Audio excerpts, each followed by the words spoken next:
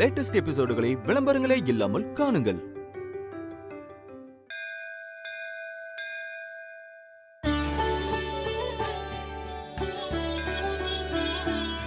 நில்லுங்க தம்பி. அம்மனுக்கு இன்னைக்கு குங்குமத்தால அபிஷேகம் நடந்தது.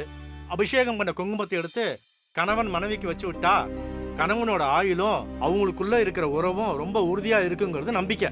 இந்த கோவில்ல இந்த அபிஷேகம் ரொம்ப விசேஷம். வருஷத்துக்கு ஒரு முறை தான் இது நடக்கும். அதான் வாங்கிக்கங்க.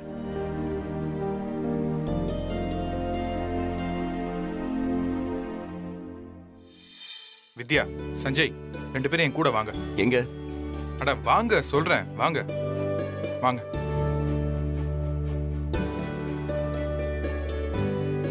வா வித்யா. என்னாச்சுடா? இங்க எது கூட்டு வந்திருக்க? இருடா. சாமி, எங்களுக்கும் கொஞ்சம் குங்குமம் கொடுங்க.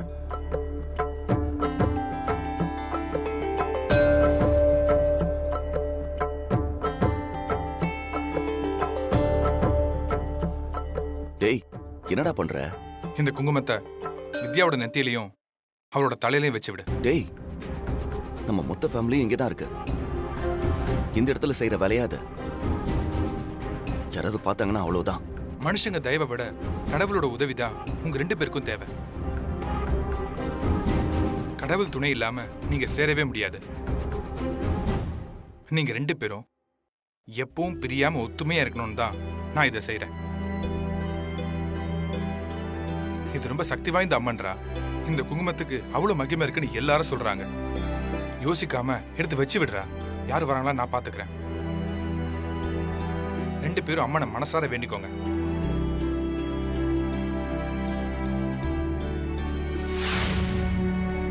எங்க தயவு செஞ்சு பிடிவாதம் பிடிக்காம வந்து குங்குமம் வச்சு விடுங்க. உங்க நல்லதுக்கு தான் சொல்றேன். வருஷத்துக்கு ஒரு முறை அம்மனுக்கு நடக்கிற அபிஷேகம் இது. நாம ஊருக்கு வந்து நேரம் நடந்திருக்கு. இதை மிஸ் பண்ணாதீங்க. அக்கா, அவருக்கு விருப்பம் இல்லனா ஏன் கம்பல் பண்ற? வேணா விடுக்கா. விருப்பம் இல்லன்னு நான் சொன்னா? அம்மன் சன்னதி எங்க இருக்கு? அந்த பக்கம் இருக்கு. வாங்க, என் கூட வாங்க.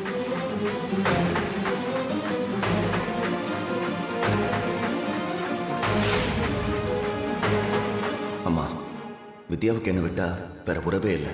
யாருக்கும் கெட்டது நினைக்காத ஒருத்தியாவ. அவ வாழ்க்கையில எந்த பிரச்சனையும் வரக்கூடாது. நாங்க 2 பேரும் சேர்ந்து வாழணும். எங்க அம்மா எங்களை ஏத்துக்கணும். அதுக்கு நீதான் துணையா இருக்கணும்.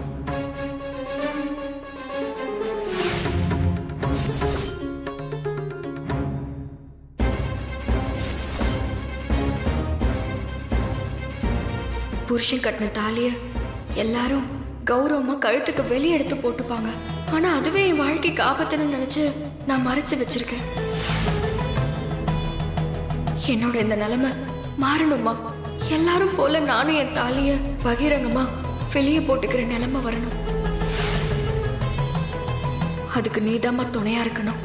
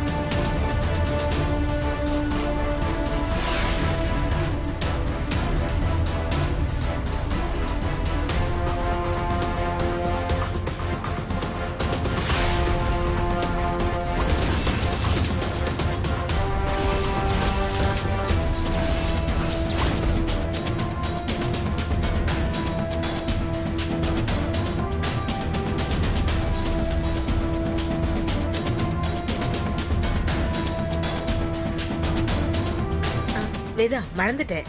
நம்ம கோயில ஒரு தடவை சுத்தி வந்துடலாம். சாமி கும்பிடுறதுக்கு முன்னாடி சுத்தி வரணுமா? சாமி கும்பிட்டுட்டு போய் இல்ல சுத்திக்கலாமேக்கா. கோயில சுத்தி வந்துதான் இத செய்யணுமா? வா நம்ம போய் சுத்தி வந்துடலாம். வா வா வா வா.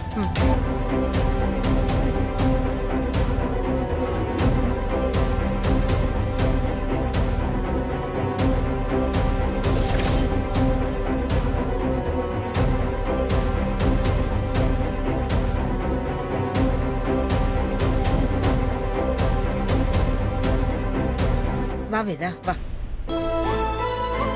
நீங்க முன்னாடி போங்க, வேதா பக்கத்துல நில்லுங்க.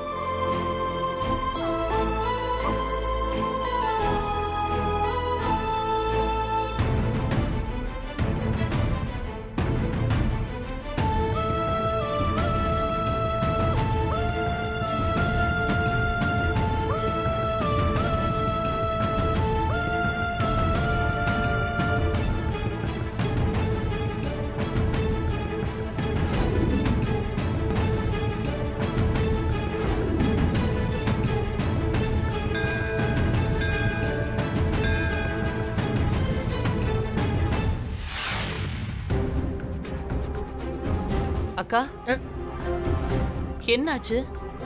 ஏன் ஒரு மாதிரியா இருக்க? ஒண்ணு இல்ல வேதா, ஒண்ணு இல்ல. வா நம்ம மானசா போலாம். வா. அப்பா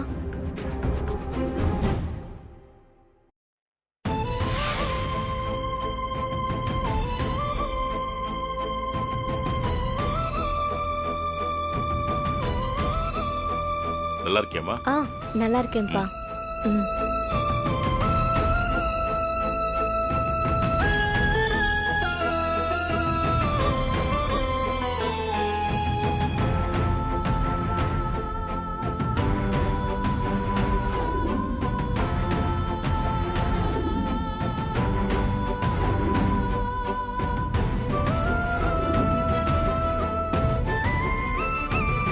அவ செஞ்சிருக்கிறது எவ்வளவு பெரிய தப்புங்கிற குற்ற உணர்ச்சி கொஞ்சம் கூட இல்லாம எவ்வளவு சந்தோஷமா சுத்திக்கிட்டு இருக்கா.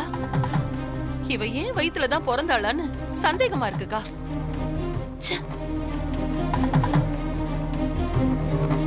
ஓடி போனாலும் சரியான ஒருத்தன் கூட சந்தோஷமா தான் வாழ்ந்துட்டு இருக்கான்.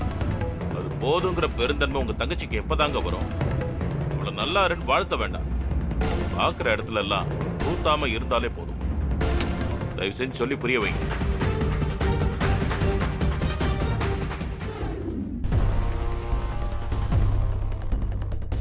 இதுக்கு தான் நான் வேணான்னு சொன்னேன். கேட்டியா நீ? அத்தை நம்மள பாத்திருப்பாங்களா? பார்த்திருந்தா ஒரு பெரிய கலவரமே நடந்திருக்கும். கடவுள் புண்ணியத்துல அவங்க பார்வையில நம்ம படல. இனி இந்த மாதிரி எதையும் பண்ண சொல்லாத விஜய். டேய், ஒரு நல்லதுக்கு தான்டா சொன்னேன். சரி விடு, வா போலாம். சரி வா. ம்.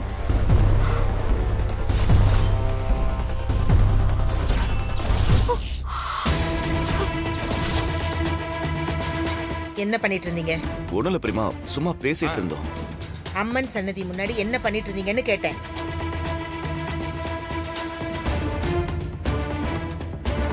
ஒன்னும் பண்ணல, சும்மா சாமி கும்பிட்டுட்டு இருந்தோம்.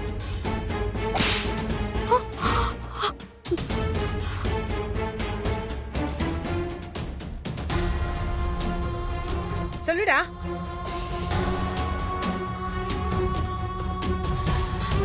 எப்பவும் சாஃப்டா பாசமா பேசுறவ இன்னைக்கு இவ்வளவு கோவமா நிக்கிறாளேன்னு அதிர்ச்சியா இருக்கா?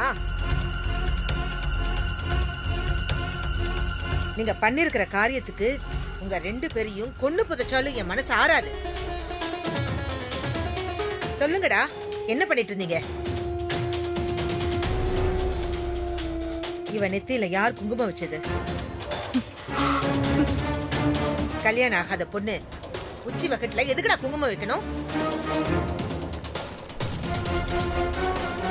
நான் எல்லாத்தையும் பார்த்துட்டு வந்துதான் கேக்குறேன். இல்ல பெரியமா, அது வந்து நாங்க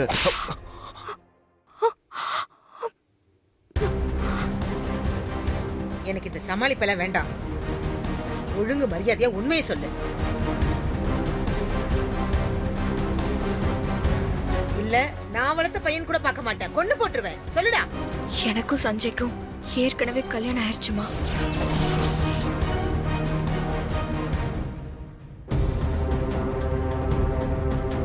நீ இவ்ளோ பெரிய உண்மையை மறைச்சிட்டுதான் இத்தனை நாளா அந்த வீட்டுல வாழ்ந்துட்டு இருந்தியா? அப்போ ஜோசியர் சொன்னதெல்லாம் உண்மையா? டேய் டேய், உன்னை நாங்களா எந்த அளவுக்கு நம்பணும் தெரியுமா? ஜோசியர் இது நடந்திருக்கும்னு ஆணித்தரமா அடிச்சு சொல்லியும் உன் அம்மா அவர் சொன்னது நம்பவே இல்லடா. கடவுளே வந்து சொன்னாலும் என் பையன் தப்பு செஞ்சிருப்பான்னு நான் நம்ப மாட்டேன்னு சொன்னடா அவ. நீ அவ நம்பிக்கையை காப்பாத்துற லட்சணமாடா இது? உன்னை பெத்தவளுக்கு இப்படி ஒரு நம்பிக்கை துரோகம் பண்ணிட்டு வாழ்றதுக்கு பதிலா உன் கையாலேயே அவளுக்கு விஷத்தை கொடுத்து கொண்டு இருக்கலாமேடா. சரிம்மா, பேசாத. உன்னை பார்க்கும்போது எனக்கு அப்படியே ரத்தமே கொதிக்குது. இப்படிடா இப்படி ஒரு காரியத்தை பண்ணிட்டு கொஞ்சம் கூட குற்ற உணர்ச்சியே இல்லாம உன்னால வாழ முடியுது? நான் இப்ப பார்த்தது மட்டும் உங்க அம்மா பார்த்திருந்தா இந்நேரம் உயிரே விட்டுருப்பாடா. உனக்கு உயிர் கொடுத்த உங்க அம்மா உயிரை விட உனக்கு உன் விருப்பம் பெருசா போச்சுல? சஞ்சய் மேல எந்த தப்பும் இல்லம்மா, எல்லாத்துக்கும் காரணம் நான் தான். ராமா, உன்னை நாங்கெல்லாம் ஏதோ எங்க குடும்பத்தை காப்பாத்த வந்த சாமி மாதிரி பார்த்தோம். ஆனா நீ எங்க குடும்பத்தோட ஆணி வேறையே அசைக்க வந்திருக்கியே. உன்னை நாங்க கண்மூடித்தனமா நம்பினதுக்கு உன்னால என்ன செய்ய முடியுமோ அதை செஞ்சுட்ட இல்ல? இவங்க 2 பேர் மேலயுமே எந்த தப்பும் இல்ல. நான் சொல்றது ஒரு நிமிஷம் கேளுங்க. நிறுத்துடா. என்ன சொல்ல போற? அவங்க லவ் பண்ணாங்க, அம்மா கிட்ட சொல்ல பயமா இருந்துச்சு, அதனால நானே தாலி எடுத்து கொடுத்து அவனை கட்ட சொல்லிட்டேன்னு சொல்ல வரியா? இல்ல பெரியமா. ஒரு பக்கம் மானசா வேதாவை ஏமாத்திட்டு வேற ஒருத்தரை கல்யாணம் பண்ணிட்டு போயிட்டா.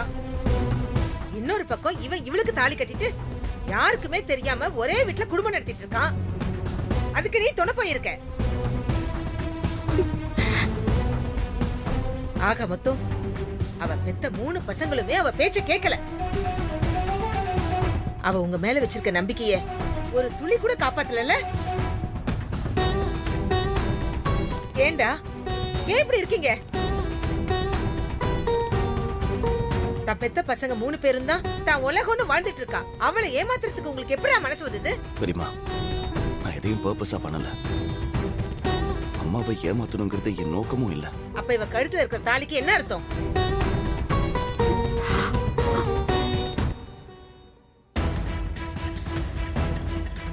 பெரியமா, அது வந்து இவங்க ஊரை விட்டு ஓடினதுக்கு என்கிட்ட சாட்சி இருக்கு. வித்யாவும் இவனும் நெருங்கி பழகுனது உண்மையா இல்லையா? ஆமா, நிஜம்தான். நாங்க அந்த மாதிரி பழகல. ஏன் இப்படி தப்பு தப்பா சொல்றீங்க? உங்களுக்கு நான் என்ன கெடுதல் பண்ண? ஏன் எல்லாரும் என்னை தப்பா சொல்றீங்க?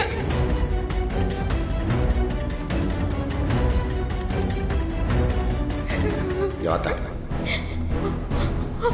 வாங்க வா. நீங்க 2 பேரும் இந்த ஊரை விட்டே ஓடி போயிட்டீங்கன்னு இந்த ஊரே நம்புது. இந்த ஊர் வழக்கப்படி நீ வித்யா காலத்துல தாலி கட்டம்.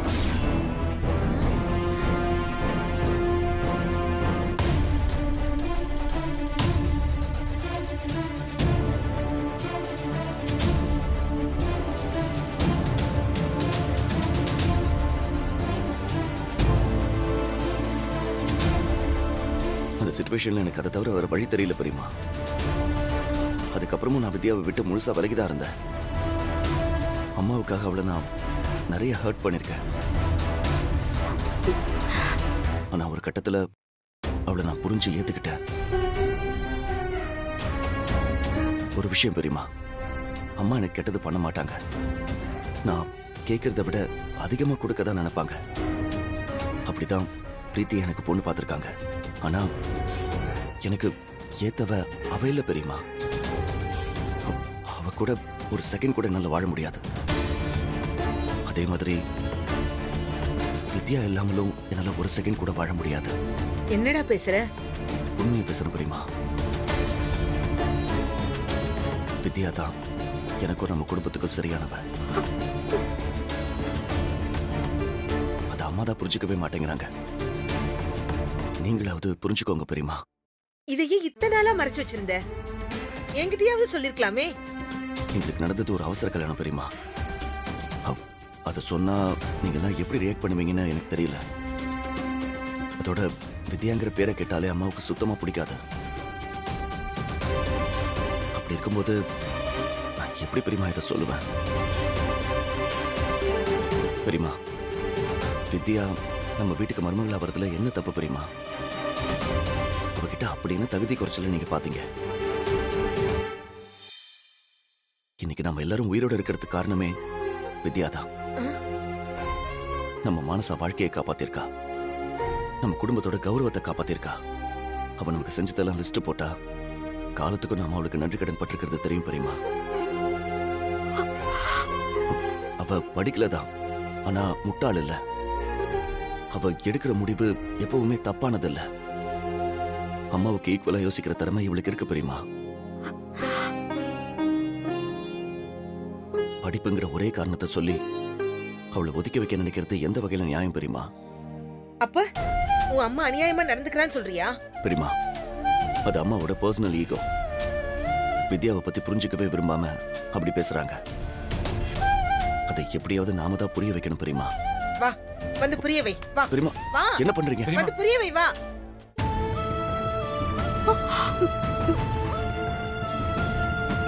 ஏன் நிக்கிற? நீதான் தெளிவா இருக்கியே, போய் உங்க அம்மாக்கு புரிய வை போ. தாலி கட்டின ஒருத்திய கண்ணு முன்னாடி வச்சுக்கிட்டு வேற ஒருத்தி கூட கல்யாணத்துக்கு ரெடி ஆயிட்டு நீ உன் அம்மாவுக்கு என்ன சொல்லி புரிய வைக்க போற? பெரியமா, நான் பிரீத்தியை கல்யாணம் பண்ணிக்க மாட்டேன். அதுக்கு சான்ஸே இல்ல. அது உன் அம்மாட்ட சொல்லிருக்க வேண்டியதானே? பெரியமா, அவங்க எங்க நான் பேசுறத கேக்குற நிலைமையில இருக்காங்க. எனக்கு ஆப்ஷனே கொடுக்காம இது நல்லா இருக்கும்னு ஏத்துக்க வைக்கிறாங்க. நான் எப்படி அவங்க கிட்ட பேசுறது? இன்னும் எத்தனை நாளைக்கு தாண்டா இப்படியே இருப்ப? தெரியல பெரியமா. இதோ இப்ப கோவில்ல பிரீத்திக்காக சாமி கிட்ட கேட்க வந்திருக்கோம். மனுஷங்களை விட எனக்கு சாமி மேல நம்பிக்கை இருக்கு பெரியமா. நான் நினைச்ச மாதிரி ஃபர்ஸ்ட் அட்டெம்ப்ட்லயே பிரீத்தி தோத்துட்டா. அடுத்தடுத்து அவ எல்லாத்துலயும் தோத்து அவ எனக்கானவ இல்லைன்னு சாமியே சொல்லுன்னு நான் நம்புறேன். அப்ப அம்மா அவ வேணான்னு சொல்லுவாங்கல்ல. அதுக்கப்புறம் அம்மாவை வித்யாவை ஏத்துக்க வைக்கணும். சரி, நீ இதெல்லாம் ரொம்ப ஈஸியா முடிஞ்சிடும் நினைக்கிறியா? கஷ்டம் தான் பெரியமா.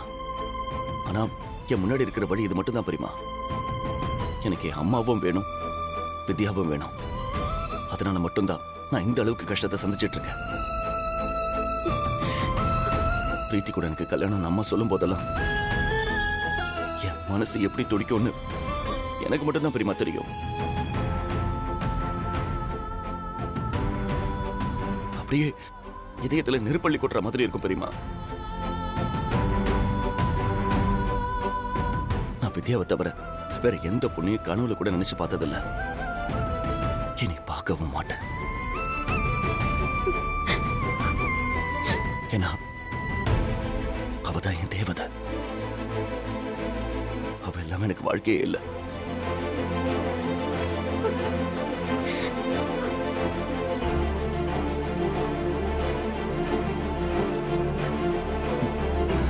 ப்ளீஸ் பெரியமா, அம்மா தான் எங்களை புரிஞ்சுக்கிற இடத்துல இல்ல. எங்களை நீங்களாவது புரிஞ்சுக்கங்க. ஆமா பெரியமா, ப்ளீஸ் பெரியமா.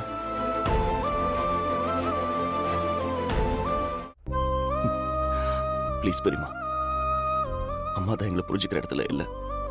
எங்களை நீங்களாவது புரிஞ்சுக்கங்க. வித்யா விட ஒரு நல்ல மருமக நம்ம வீட்டுக்கு வரமாட்டாங்கிறது உண்மைதான். ஆனா இவ பேரை கேட்டாலே கோவப்படுற வேதா, இவளை எப்படி ஏத்துப்பான்னு எனக்கு புரியலடா. முதல்ல நீங்க எங்களை எதுக்கங்க பெரியமா. வித்யா வா.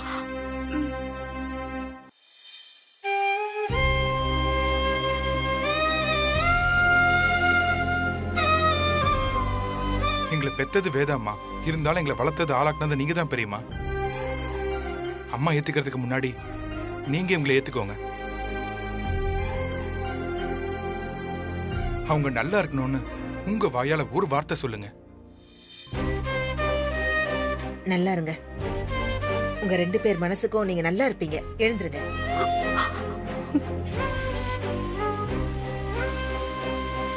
எழுந்துருங்க.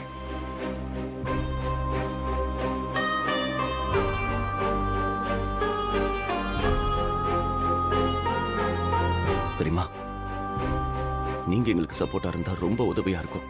ஏன்னா அம்மாவை உங்களால மட்டும்தான் கண்ட்ரோல் பண்ண முடியும். நீங்க சொன்ன அம்மா கேட்பாங்க. இப்ப நீங்க இதை அம்மா கிட்ட சொல்லிட வேணாம் பெரியமா. பூஜையெல்லாம் முடியட்டும். அதுக்கப்புறம் வேதா கிட்ட எப்ப எதை சொன்னா என்ன நடக்கும்னு உங்க எல்லாரையும் விட எனக்கு நல்லா தெரியும்டா. நான் இப்ப சொல்ல மாட்டேன். ஆனா இந்த ஜென்மத்துல உனக்கு வித்யா தான் பொண்டாட்டி. அதுக்கு அந்த தெய்வமே சாட்சி. ஆனா இந்த விஷயம் எந்த சூழ்நிலையிலயும் உங்க அப்பாவுக்கு மட்டும் தெரிஞ்சிடக்கூடாது. என்ன எனக்கு தெரியக்கூடாது?